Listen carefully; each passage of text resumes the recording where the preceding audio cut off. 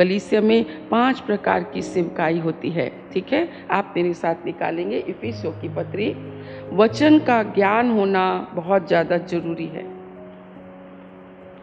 इफिसियों की पत्री और उसका 4था अध्याय 1 वचन से हम पढ़ेंगे, जो यूनिटी के विषय में बताया जा रहा है, एकता।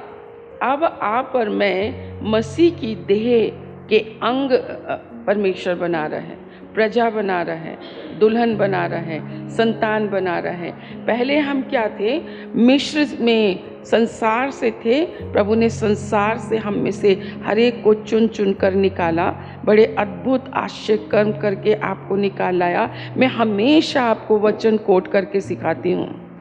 बाइबल कहती है कि परमेश्वर ने आपको और मुझको मिस्र से, संसार से निकाला, मिस्र के लोगों से अलग किया, संसार के लोगों से अलग किया। संसार और मिस्र का मतलब है जो आंखों के अनुसार चलते हैं, शरीर के अनुसार चलते हैं और उनके जीवन में घमंड को छोड़ और कुछ भी बातें नहीं पाई जाती हैं। ये संसार में बातें हैं। तो मसीह की देह में परमेश्वर, नंबर 1 क्वेश्चन यही है कि इतने अद्भुत और सामर्थ्य के काम परमेश्वर ने आपको कर दिखाए, आपने दूसरों के जीवन में करते हुए देखे। आप इतने सालों से परमेश्वर के बड़े बड़े कामों को करते हुए आपने देखा। क्यों परमेश्वर सामर्थ्य के काम करता है? उसका केवल एक ही कारण है कि हम मन फिराएं, क्योंकि स्वर्ग का राज्य निकट आया है। आपको मन फिराकर परमेश्वर की सड़क में चलना है, परमेश्वर के घर में रहना है, आपको परमेश्वर की बातें सीखनी है, आपको परमेश्वर के समान जीना है, आपको यह एहसास करना है कि आप परमेश्वर की संतान हैं। और परमेश्वर की संतानों के गुण अगर आपके जीवन में दिखाई नहीं देते हैं तो आपको उनको छोड़ना है। अब देखिए बाइबल क्या कहती है, 1 वचन से हम पढ़ेंगे। इसलिए मैं जो प्रभु में बंदी हूँ, तुमसे विनती करता हूँ कि जिस बुलाहट से तुम बुलाए गए थे उसके योग्य चाल चलो, अर्थात सारी दीनता और नम्रता सहित और धीरज धरकर प्रेम से एक दूसरे की सह लो और मेल के बंधन में आत्मा की एकता रखने का यत्न करो। एक ही देह है और एक ही आत्मा, जैसे तुम्हें जो बुलाए गए थे अपने बुलाए जाने से एक ही आशा है, एक ही प्रभु है, एक ही विश्वास, एक ही बपतिस्मा और सबका एक ही परमेश्वर और पिता है, जो सबके ऊपर और सबके मध्य में और सब में है। Praise the Lord। पर हम में से हर एक को मसीह के दान के परिमाण के अनुसार अनुग्रह मिला है, इसलिए वो कहता है, वो ऊंचे पर चढ़ा और बंदियों को बांध ले गया और मनुष्यों को दान दिया। अब यहाँ पर जो अनुग्रह है वो अलग अलग है, लिखा है ना, पर हम में से हर एक को मसीह के दान के परिणाम के अनुसार अनुग्रह मिला है, माप के अनुसार हमें अनुग्रह मिला है। इसलिए वो ऊंचे पर चढ़ा और बंदियों को, मतलब जितना आप और मैं उसको ऊंचे पर चढ़ाएंगे उतना अधिक हमारे बंधन खुलते चले जाएंगे। हालेलुया। यहीं पर हाथ रखेंगे। अब जो मैं आपको बोल रही थी कि आप लोग बोलो, आइए मेरे साथ पढ़ें दूसरा इतिहास की पुस्तक, उसका 5वां अध्याय, उसके 11 वचन से देखें। हाँ, सबके जीवन में प्रभु ने काम किया। एक ही प्रभु है, एक ही आत्मा है, एक ही बपतिस्मा है, सबको अनुग्रह मिला। जब हम अपने परमेश्वर को ये कहकर ऊंचे पर चढ़ाते हैं तो हमारे बंधन कैसे खुलते हैं। आइए उसके 11 वचन से हम पढ़ें। जब याजक पवित्र स्थान से निकले, जितने याजक उपस्थित थे उन सबों ने अपने अपने को पवित्र किया था और अलग अलग दलों में होकर सेवा ना करते थे। और जितने लेवीय याजक थे वे सब के सब अर्थात पुत्रों और भाइयों समेत आसाप, हेमान और यादुतून सन के वस्त्र पहने और सारंगियाँ और वीणाएं लिए हुए वेदी के पूर्व की ओर खड़े थे और उनके साथ 120 याजक तुरियां बजा रहे थे। और जब तुरियां बजाने वाले और गाने वाले एक स्वर से यहोवा की स्तुति और धन्यवाद करने लगे और तुरियां, झांझ आदि वाद्यों को बजाते हुए यहोवा की ये स्तुति ऊंचे शब्द से करने लगे, वह भला है और उसकी करुणा सदा की है। तब यहोवा के भवन में बादल छा गया और बादल के कारण याजक लोग सेवा टहल करने को खड़े ना रह सके, क्योंकि यहोवा का तेज परमेश्वर के भवन में भर गया था। क्या हम जब परमेश्वर के घर में परमेश्वर की बहुत ध्यान से सुनिएगा,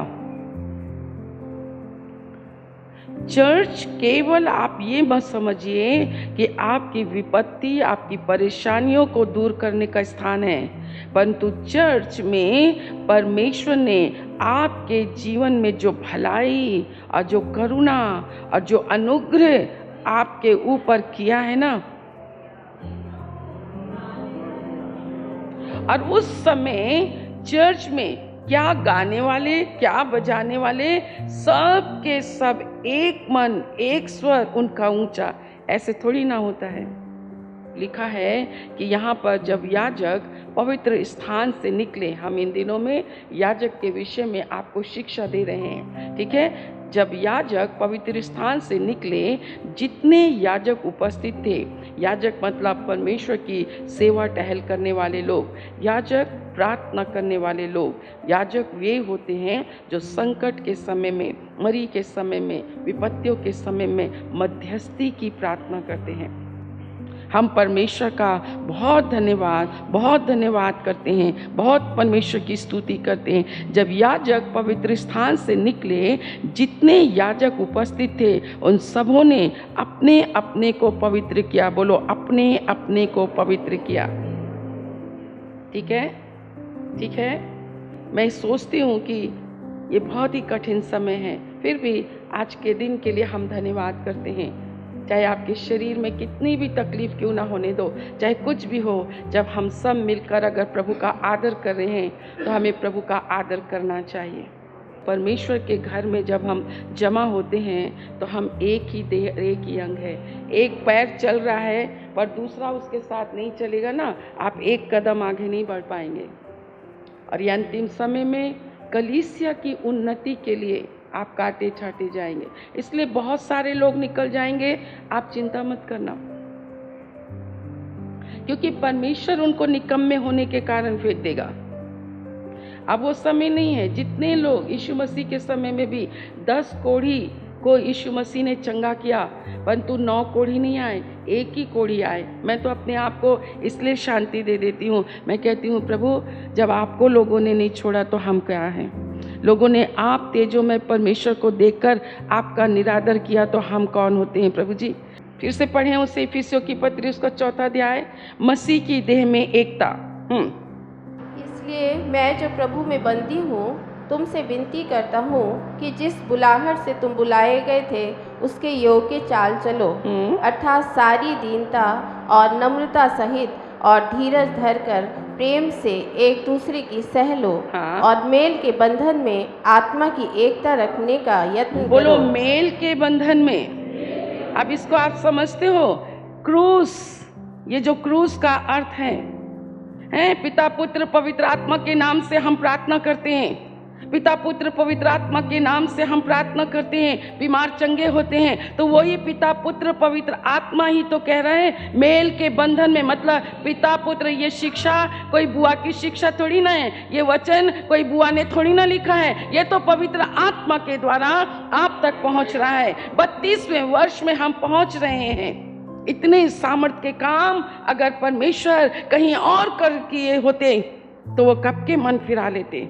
कई बार परमेश्वर कहता, अच्छा ठीक है, हम अपनी योग्यता को नहीं पहचानते, और जब हम प्रार्थना करते हैं, दूसरे चंगे हो जाते हैं ना, तो हम अपने आप को सोचते हैं मैं बहुत कुछ हूँ। परमेश्वर का वचन क्या कहता है, पढ़ें उस दूसरा वचन, और अर्थात सारी दीनता और नम्रता सहित और धीरज धरकर प्रेम से एक दूसरे की सह लो, और मेल के बंधन में आत्मा की एकता रखने का। मेल के बंधन में पिता से यीशु ने अपने उत्तम बलिदान के द्वारा आपको और मुझको किसी ने नहीं, ना धर्म ने, ना पास्टर ने, ना तुम्हारे खानदानों ने, ना तुम्हारी पवित्र, हमारे अंदर तो कोई पवित्रता है ही नहीं मेरे प्रियो, हमारे अंदर कोई धार्मिकता नहीं है। ये वचन की अज्ञानता मनुष्य के जीवन में वो उसको कहीं का नहीं रख छोड़ती है। मेल के बंध में जिस यीशु ने मेरा मेल पिता से कराया, उसी यीशु ने हम सबको जोड़ा है। कलीसिया में पिता, पुत्र, पवित्र आत्मा और आप और हम चलते हैं कि हमने एक भाई से सारे भाई उत्पन्न हुए और एक भाई से सारे भाई हैं। वहाँ कोई नर और नारी नहीं है। जब हम यहाँ पर खड़े होते हैं, कोई स्त्री और कोई पुरुष के रूप में नहीं खड़े होते हैं। मेरा प्रभु आत्मा है और वो भी हमको भी वो आत्मा में देखता है, शरीर में नहीं देखता है। Hallelujah, hallelujah. सो कहता है मेल के बंध में लिखा है, और मेल के बंधन में आत्मा की एकता रखने का कोशिश करो। सो आत्मा चाहती है बैठे रहो तो बैठे रहो, आत्मा चाहती है खड़े हो जाओ तो खड़े हो जाओ, आत्मा चाहती है ताली बजाओ तो ताली बजाओ, आत्मा चाहती है झूमो, नाचो, आनंदित रहो तो करो। तो बोले मेरी आत्मा ने तो कहा घुटने टेकने के लिए, वो कहता मेरी आत्मा ने कहा बैठे रहने के लिए, मेरी आत्मा ने कहा कुछ नहीं करने के लिए। सो कलीसिया में आपकी आत्मा काम करती है कि पवित्र आत्मा काम करती है? ठीक है, इसलिए मैं जो प्रभु में बंदी हूँ तुमसे विनती करता हूँ कि जिस बुलाहट से तुम बुलाए गए थे उसके योग्य चाल चलो। हाँ। अर्थात सारी दीनता और नम्रता सहित धीरज धरकर प्रेम से एक दूसरे की सह लो और मेल के बंधन में आत्मा की एकता रखने का यत्न करो। हाँ। एक ही देह है और एक ही आत्मा, जैसे तुम्हें जो बुलाए गए थे अपने बुलाए जाने से एक ही आशा है। हाँ। एक ही प्रभु है, एक ही विश्वास, एक ही बपतिस्मा और सबका एक ही परमेश्वर और पिता है, जो सबके ऊपर और सबके मध्य में और सब में है। पर हम में से हर एक को मसीह के दान के परिमाण के अनुसार अनुग्रह मिला है। हाँ। इसलिए वो कहता है, वो ऊंचे पर चढ़ा और बंदियों को बांध ले गया और मनुष्यों को दान दिए। हाँ। उसके चढ़ने से और क्या पाया जाता है? हाँ। केवल ये कि वो पृथ्वी की निचली जगहों में उतरा भी था। हाँ। और जो उतर गया वो वही है जो सारे आकाश से ऊपर चढ़ भी गया। हाँ। कि सब कुछ परिपूर्ण करे। आगे हाँ, उसने कुछ को प्रेरित नियुक्त करके, कुछ को प्रेरित, ये है 5 प्रकार की सेवकाई। प्रेरित जिनके द्वारा परमेश्वर चर्च बनाता है, चर्च की नींव डालता है, प्रेरित वो होते हैं। आगे और कुछ को भविष्यवक्ता नियुक्त करके, कुछ को भविष्यवक्ता आने वाले समय में परमेश्वर क्या करने जा रहा है, कलीसिया की उन्नति के लिए परमेश्वर भविष्यवाणी करता है। और कुछ को सुसमाचार सुनाने वाले नियुक्त करके, और कुछ को रखवाले मतलब यहाँ पे पास्टर होते हैं, कुछ को रखवाले और उपदेशक नियुक्त करके दे दिया। क्यों? 11 वचन फिर से पढ़ें। नंबर 1 प्रेरित, दूसरा भविष्यवक्ता, तीसरा सुसमाचार, चौथा रखवाले, पांचवा पास्टर। ये 5 लोग होते हैं। कहाँ से होते हैं? इसी कलीसिया से होते हैं, मसीह की देह से होते हैं। उपदेशक बिना चर्च के, बिना परमेश्वर की संगति के, बिना परमेश्वर के, बिना यहाँ पर नियम होते हैं, परमेश्वर के द्वारा भेजे जाते हैं। बाहर से कोई नहीं होता, बाहर से आपको कोई नहीं। लिखा है जो जय पाए। मैं आपको मुकुट के बारे में बता रही हूँ।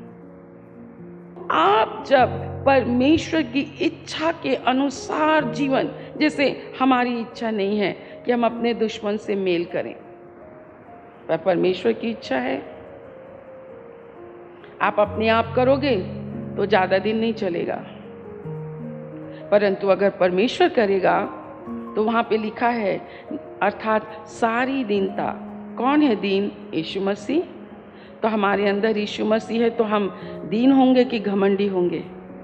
हमारी बातें कैसी होंगी? जैसे हम ऐसे मुंह खोलते हैं, फालतू की बातें, संसार की बातें, बिल्कुल जहाँ के इलाके में रहते हैं वहीं की बोलियाँ, ऐसे थोड़ी ना होता चर्च। सारी दीनता, नम्रता। कौन नम्र है? यीशु मसीह के जैसा कौन नम्र है? हर कोई प्रेम नहीं कर सकता। संसार का प्रेम हो सकता है, शारीरिक प्रेम हो सकता है, वो भी नहीं रह गया आजकल। तो सच्चा प्रेम सिर्फ परमेश्वर की ओर से मिलता है। बोलो, नम्रता और दीनता सहित धीरज धरकर प्रेम से। हम कैसे सहते हैं? 32 साल तक हम आपको कैसे सह लिए और आज भी कैसे सह रहे हैं?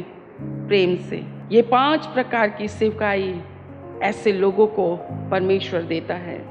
उसके बाद देखिए 12वें वचन में क्या लिखा है, जिससे पवित्र लोग सिद्ध हो जाएं, हाँ? और सेवा का काम किया जाए, हाँ? और मसीह की देह उन्नति पाए।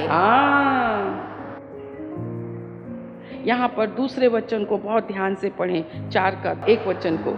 इसलिए मैं जो प्रभु में बंदी हूँ तुमसे विनती करता हूँ कि जिस बुलाहट से तुम बुलाए गए थे उसके योग्य चाल अपनी चलो। बुलाहट को पहचानना है। जिस दिन से तुमको सामर्थ के काम परमेश्वर ने, जितनों के भी जीवन में परमेश्वर ने सामर्थ के काम किए थे कि आप मन फिरा लेते, परमेश्वर के योग्य चाल चलते, परमेश्वर का राज्य निकट आता। लिखा है योग्य चाल चलो और सारी दीनता के साथ नम्र। ये धीरे धीरे धीरे धीरे मसीह की देह में हम ये सब कुछ सीखते हैं। मेरे प्रियो, हम परमेश्वर का धन्यवाद करते हैं। आप जानते नहीं हैं, परंतु वचन की अज्ञानता को हमारे जीवन से दूर होना चाहिए। अपनी बुलाए जाने के विषय में तो सोचो। नम्रता और दीनता और धीरज धरकर और एकता में रहने का यत्न करो। एक ही आत्मा के बुलाए गए हो, एक ही, जैसे जिस आत्मा से मैं बुलाई गई हूँ उसी आत्मा से आप लोग बुलाए गए हो।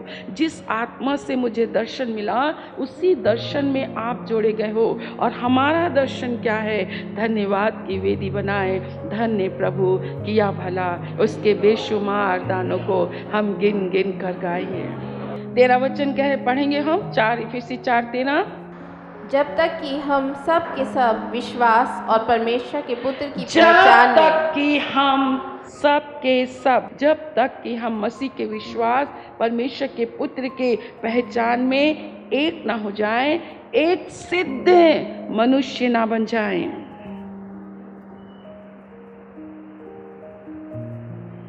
जब तक विश्वास में, मसीह के पहचान में, मसीह के परमेश्वर के पुत्र की पहचान में एक ना हो जाए, एक सिद्ध मनुष्य ना बन जाए और मसीह के पूरे डील डॉल तक ना बढ़ जाए। इसलिए चर्च है। हमारे पास ना होकर भी हम परमेश्वर के लिए ऐसे बड़े बड़े कदम हम उठा लेते हैं मसीह की देह की उन्नति के लिए। कुछ हम लेके जाने वाले नहीं। हमारे लिए सोना चांदी, ये घर द्वार, ये खाना पीना हमें प्रभावित नहीं करता। जब वो सारे लोग, आइए 11 वचन से हम पढ़ें, दूसरा इतिहास उसका 5वां अध्याय उसके 11 वचन से। हाँ, जब याजक पवित्र स्थान से निकले, जितने याजक उपस्थित थे उन सबों ने अपने अपने को पवित्र किया था और अलग अलग दलों में होकर सेवा ना करते थे। और जितने लेवीय गायक थे वे सब के सब अर्थात पुत्रों, जितने लेवी जो होते हैं ये इतना ज़्यादा परमेश्वर के भवन में साफ सफाई में करके, और वही लोग ये अलग कैटेगरी है जो परमेश्वर के भवन की रखवाली करते हैं, साफ करते हैं, उसमें काम करते हैं। हर कोई नहीं करता। तुम लेवी के कैटेगरी में नहीं हो, तुम याजक के कैटेगरी में नहीं हो, तुम परमेश्वर से कभी आशीष नहीं पा सकते हो, आप जय नहीं पा सकते हो। इसलिए ना कुड़ के करो, ना किसी को दिखाने के लिए करो। देखो तुम्हारे अंदर जो परमेश्वर की आत्मा तुम्हें उभारती है, क्या उभारती है तुम्हें, आगे देखेंगे हम। और जितने लेवीय गायक थे वे सब के सब अर्थात पुत्रों और भाइयों समेत आसाफ, हेमान और यदुतून सन के वस्त्र पहने और झांझ, सारंगियां और वीणाएं लिए हुए वेदी के पूर्व की ओर खड़े थे। ऐसे लोग पुत्र भी हैं, भाई भी हैं, उनके नाम भी दिए गए हैं, उनके पास झांझ है, सांगरियां हैं, वीणाएं लिए हुए वेदी के पूर्व की ओर खड़े थे और उनके साथ 120 याजक। तुरियां बजाना कोई मामूली बात है? आगे, और जब तुरियां बजाने वाले और गाने वाले एक स्वर से यहोवा की स्तुति और धन्यवाद करने लगे और तुरियां, झांझ आदि वाद्यों को बजाते हुए यहोवा को ये स्तुति ऊंचे स्वर शब्द से करने लगे, वो भला है और उसकी करुणा सदा की है।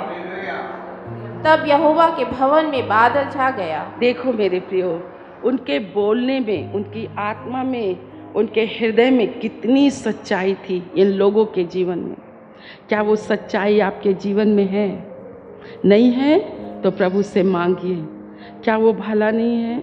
क्या उसकी करुणा सदा की नहीं है? ओ बाइबल कहती है उसकी करुणा, उसकी भलाई जीवन भर मेरे साथ रहेगी। उनके बोलने में वो सबके सब एक मन, एक चित, एक स्वर, क्योंकि उन्होंने उसकी भलाई को देखा, उन्होंने उसकी करुणा को देखा, उन्होंने उसका कुछ भी नहीं गाया। उन दिनों में कोई गाना नहीं होता था। आज तो इतने गाने गाते हैं, किसी प्रकार का कोई तेज नहीं उतरता। पर हृदय की सच्चाई से जब उन्होंने कहा कि यहोवा का धन्यवाद करो क्योंकि उसकी करुणा सदा की है, वो यहोवा को स्तुति उच्च शब्द से करने लगे, वो भला है, उसकी करुणा सदा की है। तब यहोवा के भवन में बादल छा गया और बादल के कारण याजक लोग सेवा टहल करने को खड़े ना रह सके, क्योंकि यहोवा का तेज भवन, परमेश्वर के भवन में भर गया। और आज वो भवन आप और मैं है। आज वो भवन आप पर मैं है। मेरे प्रियो, अपने विचारों को बदलें, अपनी भावनाओं को बदलें, अपनी कल्पनाओं को बदलें। झूठे मन गढ़ंत से आप छूटे। यूं ही चर्च मत आइए, स्वार्थ में चर्च मत आइए। जब आपका कोई संबंध ही चर्च में इसके साथ नहीं है तो परमेश्वर आपको क्यों बुलाएगा? क्यों आपको 5 प्रकार की सेवकाई आपको देगा? अभिषेक कैसे मिलता है? जब आप अभिषिक्त इंसान के साथ रह रहकर निश्चल मन से, निष्कपट हृदय से, निस्वार्थ भावना से, अपनी चिंता ना करते हुए, अपना पोजीशन चिंता ना करते हुए जब आप परमेश्वर के साथ चलते हैं तो आप परमेश्वर के तेज से भरेंगे, परमेश्वर की आत्मा से भरेंगे और परमेश्वर की देह की उन्नति का कारण बनेंगे। Thank you Lord, thank you Lord. इस तेल और जल को छू लीजिए। यीशु के नाम से यीशु का लहू बन जाए, यीशु के नाम से यीशु का लहू बन जाए, यीशु मसीह नासरी के नाम से यीशु का लहू बन जाए, यीशु मसीह नासरी के नाम से यीशु का लहू बन जाए। आपके वचन की सामर्थ, पवित्र आत्मा की सामर्थ के द्वारा प्रभु वो खुदावंद ये तेल छू लीजिए। जो कोई बंधुआई में है, पाप की और शैतान की, निर्धनता की, रोग और बीमारी, यीशु के नाम से, यीशु के लहू से नष्ट हो मेरे प्रभु, नष्ट हो जाए और उन्हें बाहर निकालिए प्रभु, उन्हें बाहर निकालिए मेरे परमेश्वर पिता, ताकि वो आपको जाने पहचाने, उनका जीवन आपके हाथों के द्वारा संवारा जाए, एक एक के ऊपर आपका हाथ पाया जाए। एक एक को छू लीजिए। जो कोई विश्वास से पिए लगाए वो चंगा हो जाए मेरे परमेश्वर। अगर अड़ोसी पड़ोसी कोई बीमार हो मेरे परमेश्वर, जब उन्हें दें वो भी चंगा हो जाए। हालेलुया। लोगों को परमेश्वर बाहर निकालिए अंधकार की शक्तियों से और लोग आपकी शरण में आए और परमेश्वर आशीषित हो और मेरे प्रभु परमेश्वर पिता उनके जीवन में आपका राज्य स्थापित हो। आपने सुना है, धन्यवाद यीशु के नाम से, आमीन।